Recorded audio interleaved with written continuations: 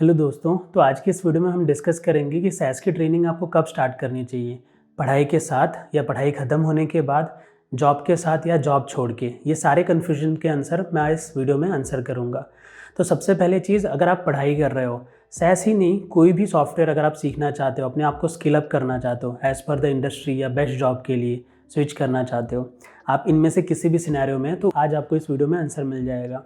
तो सबसे पहले चीज़, अगर आप एक स्टूडेंट हो, अपनी पढ़ाई कर रहे हो, लेट सपोज आप बी फार्म की पढ़ाई कर रहे हो, स्टैटिस्टिक्स की पढ़ाई कर रहे हो, या XYZ कोई भी पढ़ाई कर रहे हो और उसके रिलेटेड आपको पता चला कि ये स्किल मैं सीख के ये अच्छी जॉब में कर सकता हूँ। तो समझो, अगर आप स्टूडेंट हो तो मेरा सजेशन क्या रहेगा, आप किसी भी ईयर में हो, first year, second year, third year या फोर्थ ईयर, किसी भी ईयर में हो, आपको जब ये चीज़ पता चल जाए कि मुझे ये स्किल एक्वायर करनी चाहिए, ये सीखने से मुझे ज़्यादा वैल्यू मिलेगी या अच्छी जॉब मिल सकती है, अच्छा जॉब रोल मिल सकता है, आप उसी दिन से सीखना शुरू कर दो। तो कैसे सीख सकते हो और क्यों उसी दिन से सीखना शुरू कर दो? देखो, जब आप सीखना शुरू करते हो ना किसी चीज़ को या किसी भी सॉफ्टवेयर को, तो उस दिन से आपकी लर्निंग स्टार्ट होती है, आपकी अंडरस्टैंडिंग स्टार्ट होती है, लॉजिक स्टार्ट होता है और उस चीज़ में जॉब मिलने की जर्नी स्टार्ट होती है। ठीक है, ऐसा नहीं कि आपने पढ़ाई ख़त्म किया और पढ़ाई ख़त्म करने के बाद फुल टाइम स्टार्ट किया और अचानक से आप सीख लोगे और अचानक से आपको जॉब मिल जाएगी, क्योंकि वो लर्निंग को उतना टाइम लगना ही है। तो आप इससे अच्छा अपने पढ़ाई के साथ कर लो तो भी बेटर है। लेकिन अगर आपके पास टाइम है, आपको नहीं लगता कि मुझे जल्दी है, मैं टाइम दे सकता हूँ अराउंड 8 मंथ्स या 1 ईयर का, तो आप पढ़ाई करने के बाद भी, अगर आपके पास 6 मंथ्स टू 1 ईयर का टाइम है, तो पढ़ाई करने के बाद भी कर सकते हो। लेकिन ये चीज़ ध्यान में रखना, अराउंड आपको 6 मंथ्स टू 1 ईयर का टाइम लग सकता है। तो इसके लिए मेरा सजेशन क्या रहता है कि पढ़ाई के साथ, आप जानते हो आज के टाइम पे बहुत सारे ऑनलाइन ट्रेनिंग इंस्टीट्यूट है, वहाँ से सीख सकते हो। नहीं तो टोटली आपकी चॉइस है, आप चाहो तो पढ़ाई होने के बाद आप ऑफलाइन भी सीख सकते हो, या पढ़ाई के साथ भी आप कॉलेज के बाद ऑनलाइन या ऑफलाइन, आपकी अवेलेबिलिटी के हिसाब से और जैसा ट्रेनिंग इंस्टीट्यूट अवेलेबल है आपके पास में, वहाँ से सीख सकते हो, या तो ऑनलाइन कहीं से भी सीख सकते हो। अब ये हो गया स्टूडेंट्स के लिए।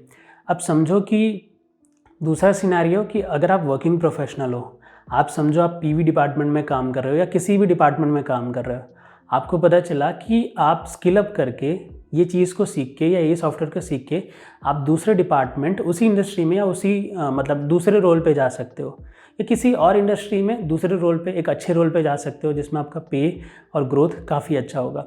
तो अगर आपको ऐसा पता चलता है, समझो आपको 3 ईयर्स हो गए या 4 ईयर्स हो गए जॉब करते करते, तो उस टाइम पे आपको क्या करना चाहिए? क्या आपको करंट जॉब छोड़ देनी चाहिए या जॉब के साथ आपको स्किल अप करना चाहिए?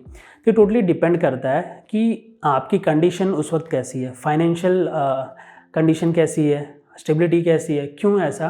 क्योंकि समझो अगर आप जॉब छोड़ देते हो, फाइनेंशियल कंडीशन बहुत अच्छी नहीं है, तो आप पे एक प्रेशर क्रिएट हो जाता है कि मैं जल्दी से सीख के जल्दी से जॉब ले लूँ। और एक्चुअल में क्या होता है, ये जो प्रोसेस होता है ना, किसी स्किल को सीखने से लेके जॉब लेने का सफ़र, कोई भी, चाहे वो कोई भी सॉफ्टवेयर हो, ठीक है, उसको एक टाइम लग ही जाता है। क्योंकि जिस दिन से आप शुरू करते हो, आपकी अंडरस्टैंडिंग शुरू होती है धीरे धीरे, और उस प्रोसेस को भी इंटरव्यू मिलने में भी और इंटरव्यू क्रैक करने में भी टाइम लगता है गाइस। ये क्विक कोई भी प्रोसेस नहीं होता, ठीक है। तो इसलिए मेरा सजेशन रहता है, अगर फाइनेंशियली कंडीशन अलाउ नहीं करती ज़्यादा, ओके, अगर आप टेक केयर करते हो अपने फैमिली का, तो उस केस में आपको जल्दी रहेगी, ऐसे सिनेरियोज आ सकते हैं। तो उस केस में मेरा सजेशन रहेगा कि आप अपनी जॉब के साथ थोड़ा सा टाइम एडजस्ट करके डेली 1-2 घंटे का ऑनलाइन ट्रेनिंग ले सकते हो कहीं से, जिससे कि आपको कम्यूट ना करना पड़े, ठीक है। और ऑनलाइन वर्सेस ऑफलाइन ट्रेनिंग के ऊपर मैंने ऑलरेडी वीडियो बना दिया। देखो, ऑनलाइन ऑफलाइन में कोई डिफरेंस नहीं होता अगर ट्रेनर अच्छा हो तो। अगर ट्रेनर अच्छा नहीं है तो ऑफलाइन भी ट्रेनिंग अच्छी नहीं मिलेगी और ऑनलाइन भी नहीं मिलेगी, ओके, दोनों ही सिनेरियो में।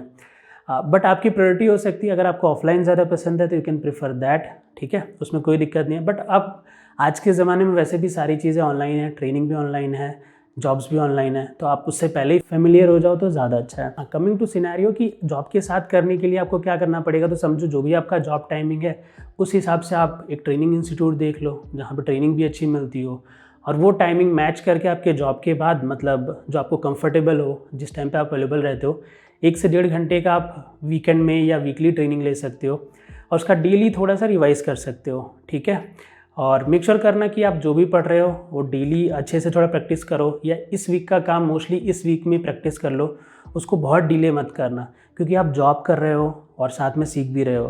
तो अगर साथ में सीख रहे हो, बहुत ज़्यादा डिले कर रहे हो, तो शायद आप बहुत पीछे छूट जाओगे, ठीक है।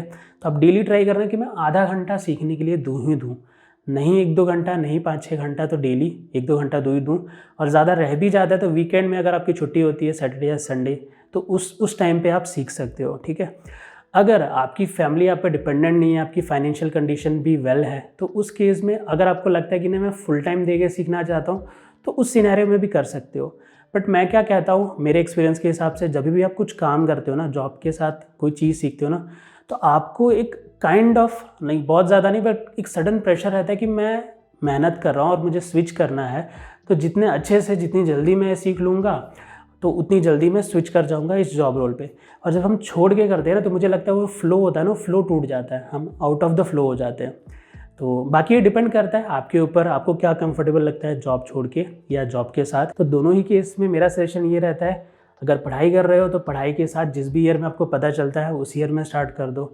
अगर जॉब कर रहे हो तो जॉब के साथ, आपका फाइनेंशियल भी मतलब आप सेल्फ डिपेंडेंट रहते हो, और आप ट्रेनिंग भी आप एक तरह से कमा रहे हो और अपने स्किल्स को इम्प्रूव करने पे वापस लगा रहे हो। तो ये कुछ मेरी अंडरस्टैंडिंग थी, आप इसको अपने सिनेरियो में फिट कर सकते हो जो आपको सही लगता है, ठीक है। आशा करते इस वीडियो में कुछ ना कुछ ज़रूर सीखने मिला होगा। और भी कुछ डाउट होंगे तो आप मुझे कमेंट्स में ज़रूर पूछ सकते हो। तो मिलते हैं अगले वीडियो में, तब तक के लिए बाय बाय दोस्तों।